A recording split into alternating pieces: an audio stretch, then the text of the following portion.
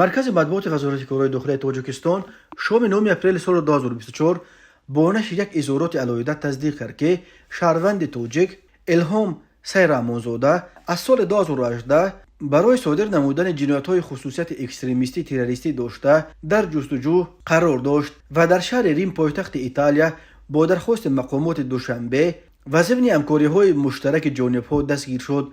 وزارت کارهای داخلی تاجیکستان گفت حالا جهت استرداد سیرامونزاده از ایتالیا به تاجیکستان تدبیرهای ضروری اندیشیده شده ایستاده است. متن پاره اظهارات وزارت کارهای داخلی تاجیکستان چنین است: طبق اطلاع واسطه‌های اخبار عامه، شهروند جمهوری تاجیکستان اعضای تشکیلات اکستریمیستی تروریستی دولت اسلامی سیرامونزاده الهام در شهر ریم ایتالیا دستگیر کرده شده است.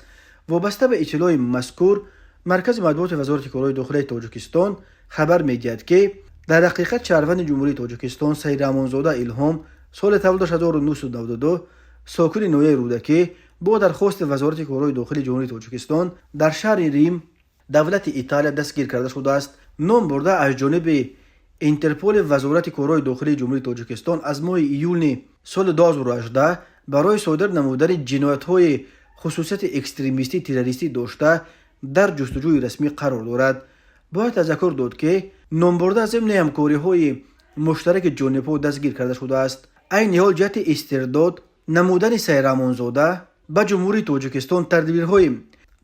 تاجیکستان تدبیرهای ضروری اندیشیده شده ایستاده است. یادآور می‌شویم قبلا خبرگزاری‌های ایتالیا با تکیه به پلیس این کشور خبر دادند که صبح دوشنبه 8 اپریل سال 2024 در فرودگاه شهر ریم پایتخت ایتالیا یک شهروند تاجیکستان که با اتهام عضویت در سازمان تروریستی داعش تحت جستجو قرار داشت دستگیر کردند.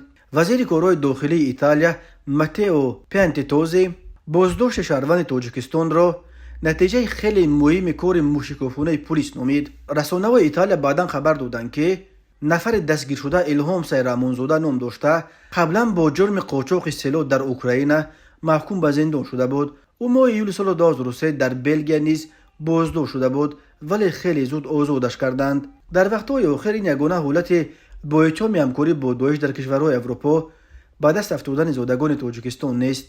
ماه دکبر سال 2023 چند زاده تاجیکستان در استریا و آلمان با اتهام آمادگی به انجام حمله در روزهای عید مولود مسیح در کلیساهای وین و کیل دستگیر شدند.